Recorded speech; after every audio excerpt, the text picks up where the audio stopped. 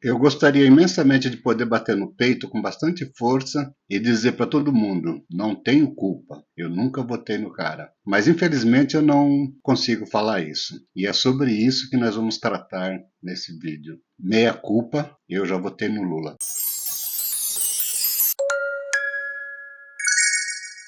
Em 1982, houve uma eleição para governador de estado, deputados, senadores. Os partidos que se apresentaram naquela época eram partidos que haviam sido criados a partir da abertura política, né? A partir do momento em que o bipartidarismo deixou de existir. Para quem sabe da história aí um pouco, o bipartidarismo era... Existiam dois partidos, a Revolução de 64, num dos atos institucionais lá, criou dois partidos só, MDB e Arena. O MDB era uma oposição consentida e a Arena era a situação. A Arena era o partido da situação, né, do regime. Aí, com a abertura política que estava em curso no Brasil, foi permitido sair do bipartidarismo e começou-se a formar partidos no Brasil. Os dois primeiros que surgiram foi o PMDB, que era do MDB, né, só incluir a letra P para formar a sigla, né?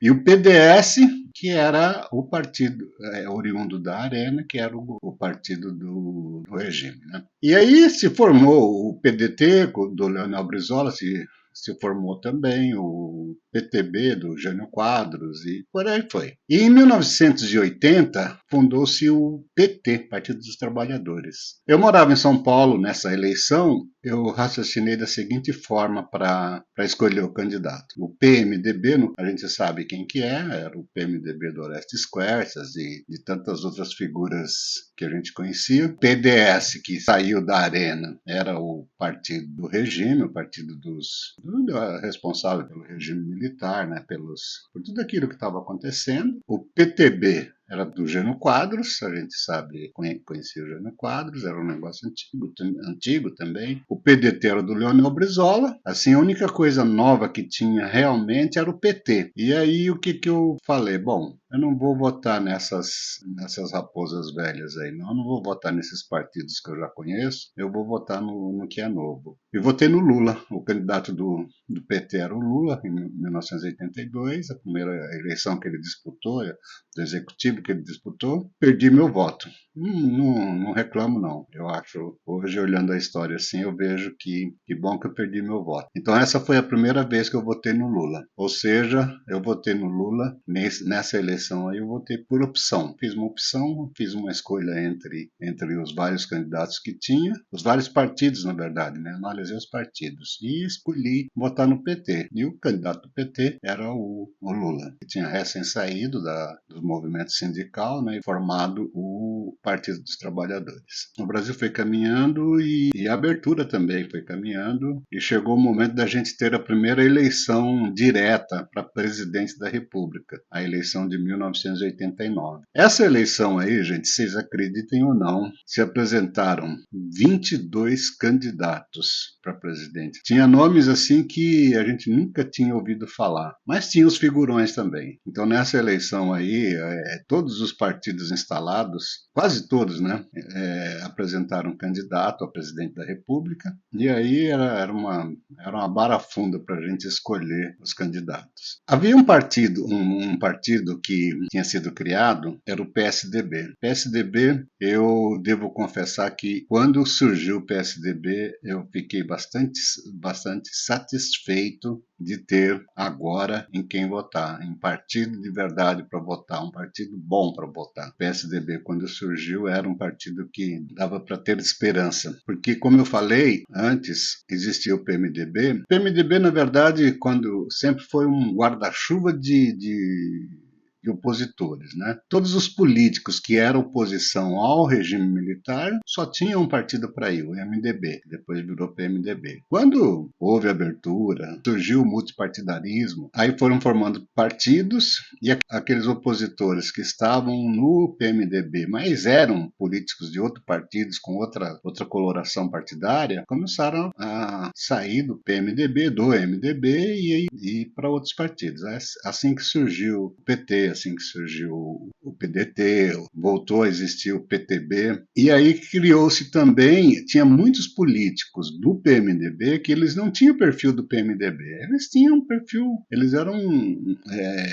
eram sociais-democratas. E a social-democracia estava em alta no mundo naquela época lá. A Europa quase toda era social-democrata e a Europa estava dando certo. E aí surgiu então o PSDB, o Partido da Social-Democracia Brasileira. Aí esse pessoal que era social-democrata, que estava no PMDB, saiu e montou esse partido aí. E nessa eleição de 1989, eles trouxeram como candidato a presidente o Mário Covas. E o PT, lógico, lançou o Lula, um partidozinho pequenininho, o PRN, lançou o Collor, Fernando Collor de Mello, e por aí foi. Tinha Aureliano, tinha Dr. Ulisses, tinha Orestes Quercia, tinha o Paulo Maluf, a Fife Domingos, Enéas, até o Gabeira foi candidato nessa eleição aí a presidente pelo Partido Verde. E aí eu não tinha dúvida. Para mim, como eu falei antes, eu era tucano. O PSDB era um partido que eu via assim, uma perspectiva muito boa dele dar certo no Brasil, de finalmente a gente ter um partido assim, conduzir esse país para algum lugar, né? Até porque eu sempre fui parlamentarista e o PSDB tem no programa dele, tinha pelo menos, não sei se tem ainda, essa questão do parlamentarismo, defendendo o parlamentarismo. Né? Então eu comecei a pensar, a social-democracia, a Europa toda quase é social-democrata. Eu gosto muito, eu sou muito a favor do parlamentarismo. O PSDB tinha no seu estatuto o parlamentarismo. É lógico, eu caí de cabeça no PSDB. Nunca me filiei, não, mas caí de cabeça no PSDB e apoiei todos os candidatos. A partir dali eu só votava PSDB. Só votava, fazia campanha, brigava. Eu não chegava a brigar, não, mas defendia todos os candidatos do que o PSDB apresentava para concorrer a qualquer cargo onde eu tivesse, eu apoiava o PSDB. Então eu votava. No primeiro turno, eu votei no Mário Covas, sem dúvidas. Não deixei de votar no PSDB nesse período aí, em momento nenhum. Então, no primeiro turno, não tinha problema nenhum, não. Estava escolhido o candidato e votei no Mário Covas, torcendo para que ele fosse para o segundo turno. Ganhar ia ser difícil, né? Com tanto candidato assim, a pulverização era certa. Aconteceu isso, aconteceu do Mário Covas não ir para o segundo turno. E nessa época aí, em 89, eu trabalhava numa agência de publicidade em São Paulo e eu trabalhava no setor administrativo. Sempre trabalhei com processamento de dados, né? Trabalhei em algumas agências em São Paulo, agências de publicidade, e sempre trabalhei na área de informática nessas agências. Como função administrativa, as coisas aconteciam muito na parte profissional da agência, né? Pessoal de mídia, pessoal de produção, na área fim da agência, vamos dizer assim, né? As coisas aconteciam por ali. E aí a ABAP, a Associação Brasileira de Agências de Propagandas, ela resolveu, ainda no primeiro turno dessa eleição de 1989, ela resolveu promover um encontro assim das agências associadas, pessoal das agências associadas, um encontro com os candidatos, os principais candidatos. Né? E aí o que aconteceu?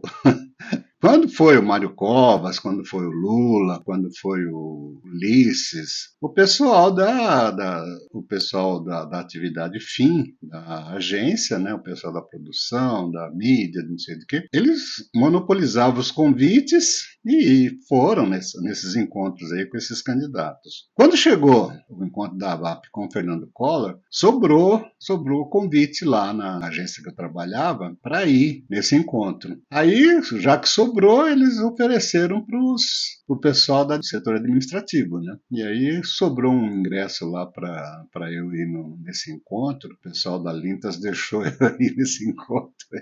O pessoal da produção, da mídia, da Lintas, deixou eu ir nesse encontro com o Fernando Collor. Eu não me fiz de rogado, não. Eu gostaria de ver de ouvir o cara falar, né? A única coisa que eu sabia dele era a propaganda. Ele veio lá das Alagoas falando que ia caçar marajá, e uma propaganda muito bem montada, muito bem feita. Horário gratuito, a gente via aquilo lá. Então o discurso dele era bem conhecido do horário gratuito, das propagandas eleitorais. Aí eu foi uma casa, sei lá o que era aquilo lá, se era a sede da ABAP, só sei que era perto do Ibirapuera. A gente foi lá nessa casa, tinha um auditório, os fundos da casa tinha um auditório bom até, encontro regado ao almoço. Tinha almoço e uma palestra com o candidato. Aí eu cheguei lá, a gente estava no primeiro turno, né? Eu cheguei lá e ouvi tudo que o Collor tinha para dizer. Eu cheguei nesse encontro,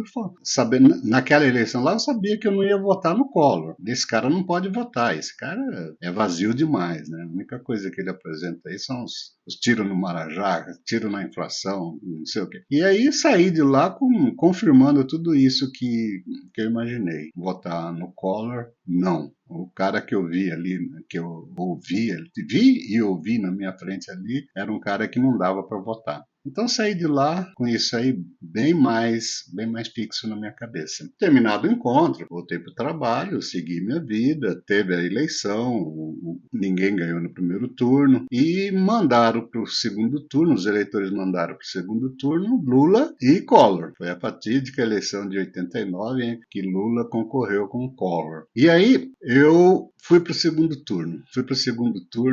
Dúvida cruel. Votar no Lula também não era uma opção. Não era da minha índole votar num cara que nem aquele lá. Eu já conhecia, né? Já tinha passado 7 anos desde que eu votei nele, então eu comecei a conhecer o PT, comecei a conhecer como é que esses caras eram. Mas, gente, eu sempre tive para mim o seguinte: anular voto jamais. Votar nulo ou branco nunca. Branco até pode ser, né? Ainda pode ser, mas anular nunca. O branco ainda é uma posição. Você pode se abster, as duas opções, no caso do segundo turno, as duas opções não te servem, você se abstém e vota em branco. Mas anular jamais. Jamais. Eu sempre aconselhei meus filhos nunca anular voto, não. Porque a minha teoria é a seguinte: para a gente adquirir o direito de votar, muitas pessoas deixaram suor e lágrimas nessas conquistas aí, nessa conquista do sufrágio universal, secreto, votar desse jeito que a gente vota hoje. Pelo menos a gente imagina que é secreto, que é universal e que é contado depois, né? Mas não vem o caso agora. Então muitas pessoas deram a vida para que a gente tenha esse direito de votar. Aí chega uma eleição, você vai lá e vota de qualquer jeito, ou anula o voto, né? Vota de qualquer jeito é mais ou menos consequência de você não se informar. Mas anular voto, aí você vai lá e anula voto, você é até uma falta de respeito com todas essas pessoas que lutaram para a gente ter esse direito. Mesmo votar em branco não é aconselhável no Brasil. Por quê? O sistema eleitoral brasileiro não considera o voto branco como voto válido. Ele joga o voto branco na mesma vala dos votos nulos. Então, votar em branco ou votar nulo no Brasil é exatamente a mesma coisa. Então, existem 3 maneiras de você anular o voto no Brasil: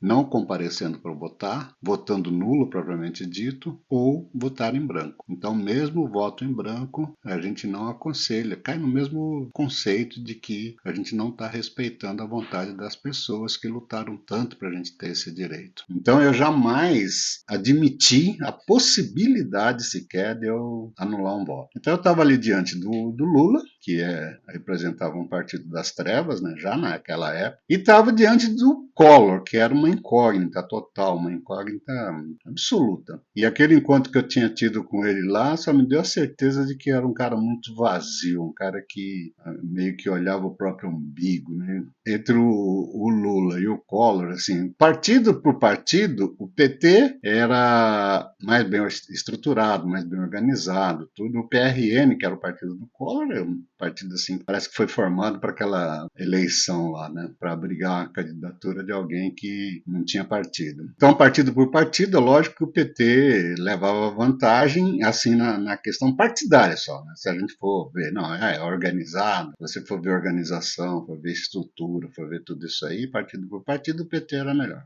Mas candidato por candidato, um candidato pelo outro, eu fiquei nessa, olha, gente, eu falei, não, no Collor eu não vou votar, não. No Collor eu não vou votar porque não dá. É muito para a cabeça. Aí o que que eu fiz? Eu fui lá, depositei meu voto no Lula, Luiz Inácio Lula da Silva, isso em 1989. Perdi o voto de novo, hoje, do alto dos meus 70 anos, eu agradeço a Deus por ter perdido aquele voto lá. Senão as coisas teria começado a ladeira já em 89, né? Então hoje eu agradeço de ter perdido aquele voto, mas na época, lógico, né? Quando a gente vota em alguém, a gente espera não perder voto, né? Nunca a gente espera perder voto. Mas eu perdi aquele voto, o Collor ganhou. Aconteceu tudo aquilo que aconteceu com o Collor lá, aquela questão do sofreu impeachment, mas se você olhar assim, o saldo do governo Collor é um saldo mais positivo, ele tem mais coisas positivas para apresentar do que negativas. Tem essa questão da corrupção, do PC Farias, que vocês podem investigar aí, que aconteceu tudo, mas se a gente for comparar as coisas que a Lava Jato descobriu depois, aquilo tudo que o Collor fez lá parecia coisa de trombadinha. A gente não pode esquecer que a única comprovação que teve lá no caso do Collor foi a aquisição de um Fiat Elba. Hoje estaria em torno de 23 mil reais. Se você fizer uma comparação com as coisas que a Lava Jato descobriu, isso aí é dinheiro de trombadinha de esquina. Então, o que aconteceu? Em 1989, por isso que eu estou fazendo aqui o meia-culpa, né? Que eu não posso falar que eu nunca votei no cara, nunca votei nele. Eu votei nele. Em 1982 eu votei por opção. Eu fui lá, escolhi, vi os partidos e tal. Falei, não, é nesse partido aqui que eu vou votar. A minha lógica foi qual? Todos os partidos que estão aí a gente já conhece, já sabe do que eles são capazes. Esse aqui é a única coisa nova que tem. Vamos arriscar no novo. Aquela história de escolher sempre as coisas novas, né? Então eu votei em 1982 no PT, no Lula, por opção. E em 1989 eu votei no Lula por falta de opção. Como eu não gosto de anular voto, votei no Lula por falta de opção. Nas duas vezes perdi meu voto, sou grato a Deus por isso. Então, por isso o título do meu vídeo, Meia Culpa, eu já votei no Lula. Então, nesse final de vídeo aqui, eu peço para você considerar a possibilidade de se inscrever nesse canal, Velho da Periferia. Compartilhe esse vídeo, dê um like ou dislike. Se você gostou, dá um like. Se não gostou, dá o dislike, né? Compartilhe esse vídeo com os amigos, indique o canal para os amigos, que esse Velho da Periferia aqui vai agradecer muito a você. Então, direto da periferia do Brasil, até o próximo vídeo.